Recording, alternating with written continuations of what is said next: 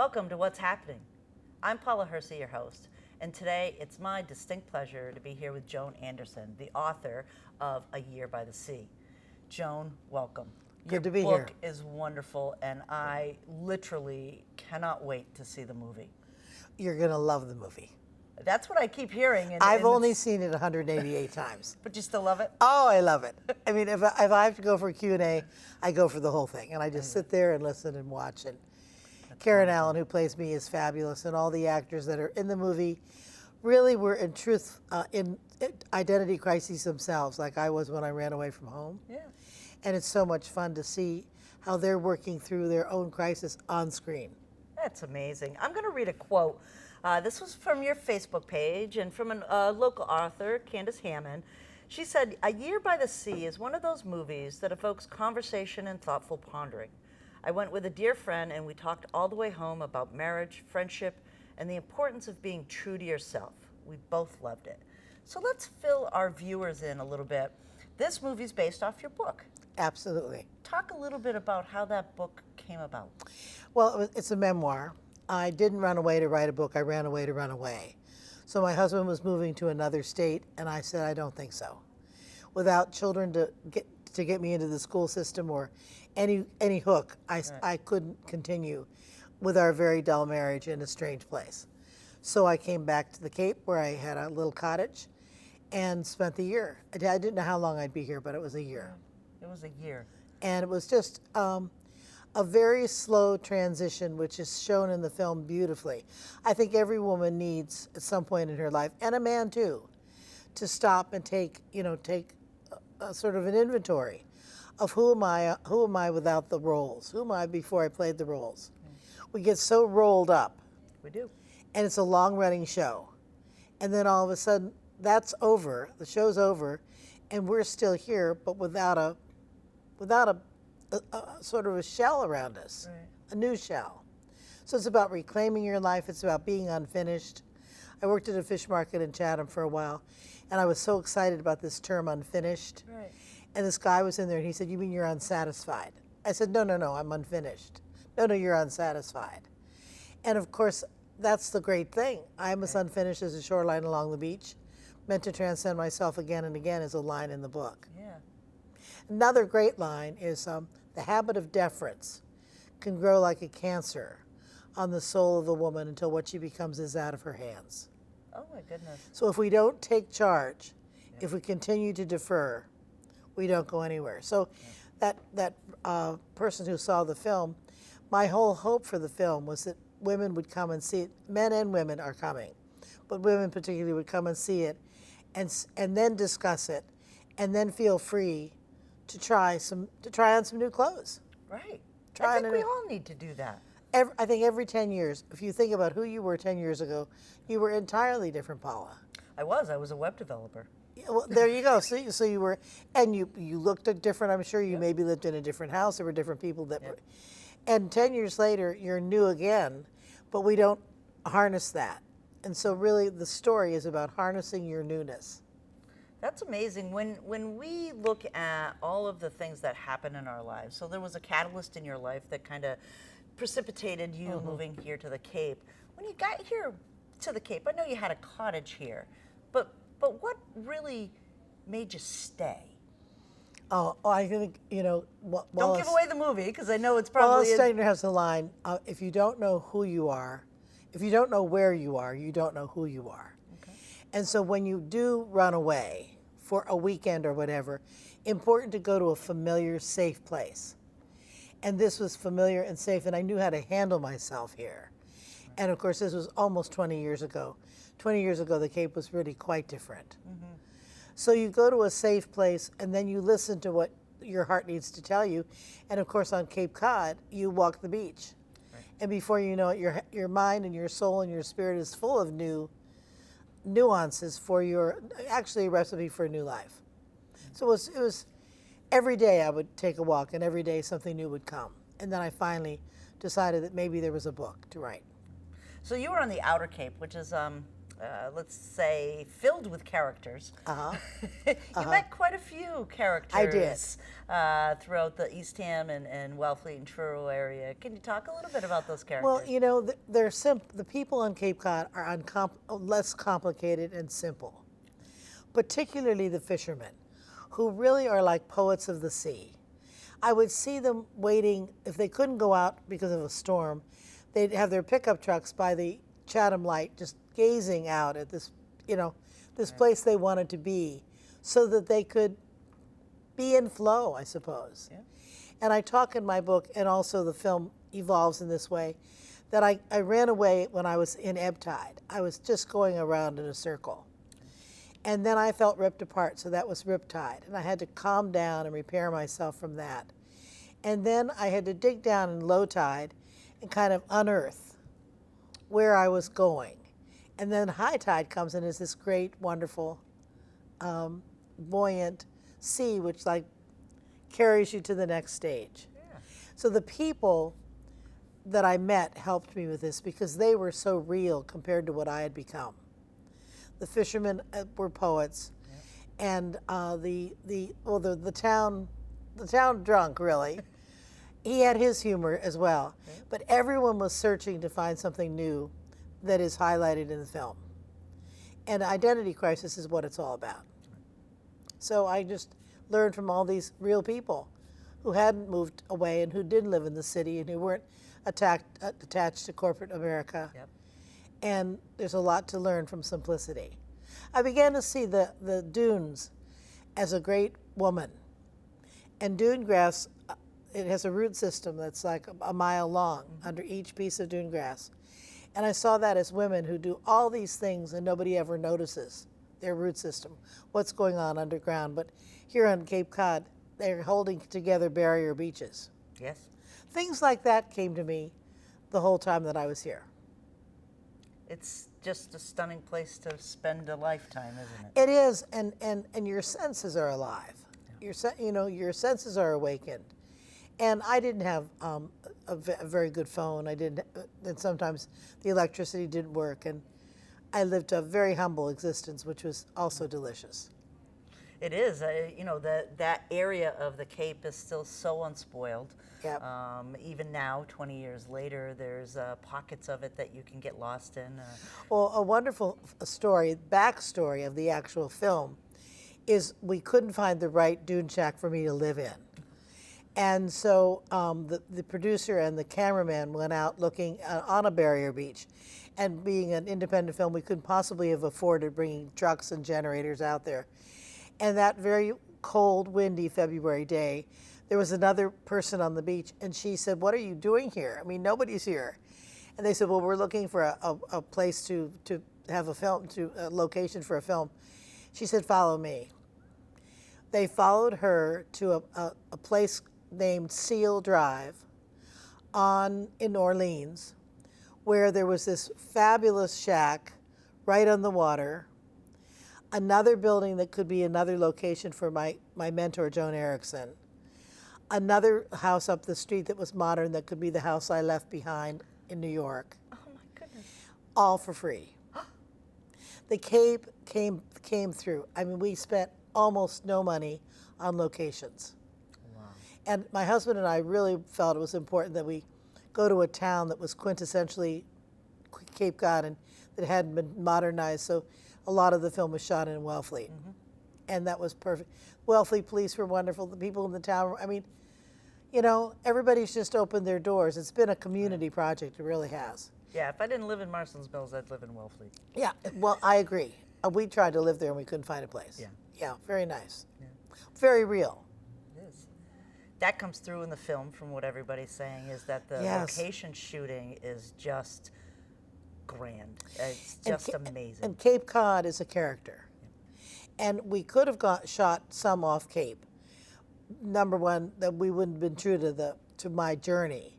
But it was more expensive because when you're 60 miles away from Boston, the labor unions charge a lot more money to do what they do. But we spent the money to stay here. And it really paid off. It balanced itself out. Also, the actors. the director, Alexander Jenko, wanted the actors to be living by the sea all the time. And he found this darling place called the Anchorage in East End. Yep. And each leading actor had their own cottage on the water. Oh. So after a day of shooting, they would come back, they would huddle together in one of the cottages and have dinner. A friend of mine came down, a chef, came down from Maine, and she cooked meals for them every night. Oh my goodness. A liquor store in Chatham, in our town of Harwichport, gave a case of wine. Not that they were going to drink very much because they had to shoot the next day. Yeah. But again, I mean, my husband did the laundry. He thought he wouldn't fail at that. Right. And Michael Christopher played my husband's role, and he has a home in Provincetown. Oh. So it was wonderful to have him aboard because he knows the Cape. So how has this rollout of the movie here on the Cape? I mean, it's beyond your expectations? Beyond. I mean, I thought that people would be coming for curiosity. People would be coming who sort of saw or heard of the film being done here. But they are coming for the story. And every time it has been shown, there's been applause at the end. It's not about me and it's not about my book. It's about this universal message. Who am I beyond the roles that I play? And we all need to take time for ourselves. And so that message is really reaching people, and they're telling other people, and other people are telling other people. It's really turned out to be a word of mouth thing. I just wanted to get abroad. I wanted to go to places where people can't afford to buy books. It's my mission. That's amazing. The film itself is being shown in lots of independent places as well. So you're at Cape Cinema right now. Cape Cinema till Thursday night. I'm going to do a Q&A there on Thursday night, say bye-bye. And then Friday, and a Q&A at Orpheum. They're having a wonderful party at Orpheum with wine first, and then the film, and then Q&A. And then the theater in Provincetown, which will be perfect. Yeah. Avon, Theater Avon in Plymouth. I think it's Avon in Plymouth. I don't know. That's, see, I'm all mixed up. I actually have it. It's Plymouth Plantation is going to be the South Shore. Yep. And then you're off to New York, to the movie house in Millerton, New York. And then back to, let's see here, opening in Wellfleet Cinemas on Friday, June 9th. I know. Back home. Back home. It's fabulous. I said I'll go anywhere on the Cape, or literally maybe just barely over the bridge, but no further. I don't want to go over the bridge. Right. Ever. Nobody does. It's Memorial Day weekend that's coming up. I know. I can't take a left turn this morning, so. There is a wonderful shot with the drone. So as she's leaving home, leaving Nyack, New York, she's then driving up here, and then the drone has a shot over the Sagamore Bridge. And so anybody who knows the Cape, then we follow her up to Wellfleet, and you see Uncle Timothy's Bridge, and she comes into town and she doesn't know how to drive around the roundabouts, and she's practically having an accident, and then she settles in. But one of the things we did that is not true, it's a poetic license thing, is we needed to show, not tell. Films are about showing, not telling. And of course, I'm the telling person, so I'm trying to keep as many lines of mine in the movie as I can. But what we ended up doing is she had to row a little boat to get to her cottage.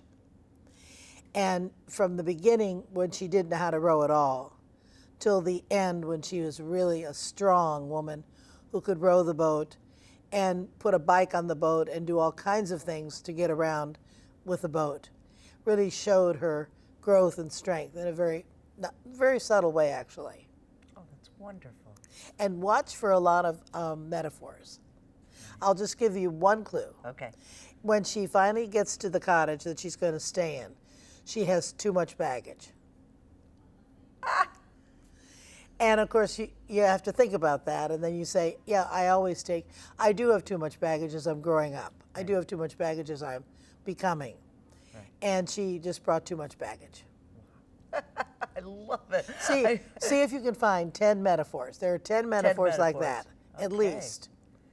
And they're fun, but they're so subtle, you have to see the film 2 or 3 times, Paula. Okay. Make sure you go 2 or 3. I will. And take your best friends. Well, I'm my best friend and I are going to go on Monday since we both have the day off. We'll go down to the Orpheum, which we've never been to before. Fabulous. So that'll be fun. Yes.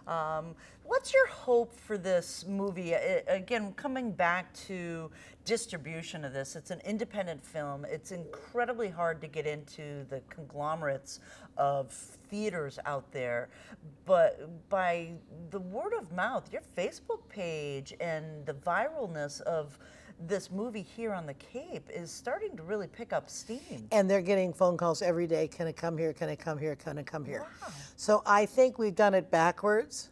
Right. I think we were in festivals and we did very well, but I think now it's just word of mouth, and theaters are saying, I need to get this. And as long as they've got a week's opening, they can. Right. A lot of theaters want to know what's going on all summer, in their theater, but I was told that there are not a lot of really good summer movies for people that want to think. Right.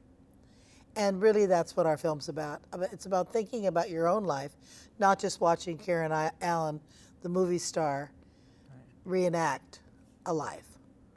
But she asked me she said, okay, what shall I do? Tell me what you were like back then. I said, Karen, surely you wanted to run away from home at many times in your life. She said, yes, I have. I said, well then, that's the role. It's not my role, it's universal role.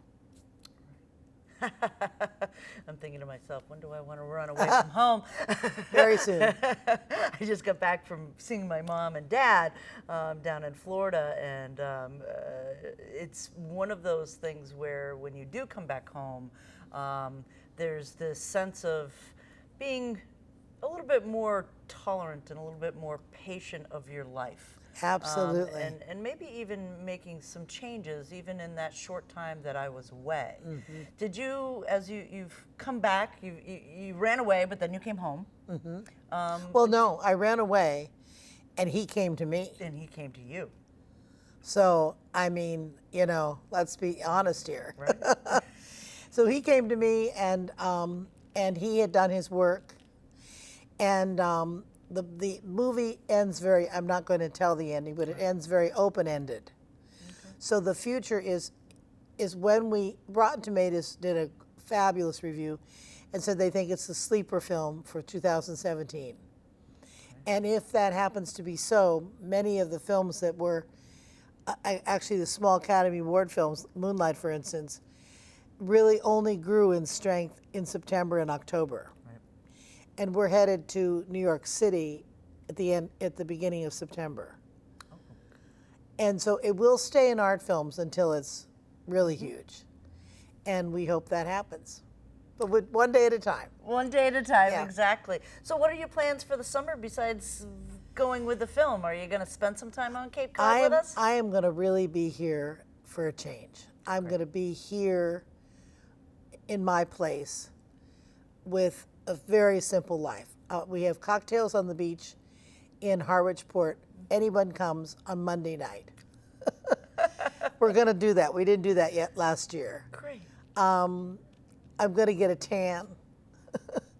I'm going to go to Nauset as often as possible at 7 in the morning. I'm going to get up and see the sunrise. I call it the Red Dawn. I'm going to go over to the Chatham Light House at 5:30 and see the sun come up. I'm going to just have a really smooth summer. I don't care if it rains. I love all the weather. I love all the seasons. Yeah. I love to see that the dune grass is now turning green. Yeah, I know. And like 2 weeks ago, it was straw. Yeah. And then I love it in the fall when it turns orange. I mean, we're blessed in every season. Absolutely. Well, it was wonderful to speak with you today. Wonderful to speak with you, Paula. And I can't wait to see this movie. It's A Year by the Sea, based on the book by Joan Anderson. She was our guest today on What's Happening. It's going to be playing on the Cape at the Chatham Orpheum in Chatham, Entertainment Cinemas in Dennis, Water's Edge in Provincetown. South Shore will be Plymouth Plantation in Plymouth, New York, the Movie House in Millerton, and then opening Friday, June 9th, back at home, Wellfleet Cinemas. Wonderful, Joan. Thank Welcome you. home.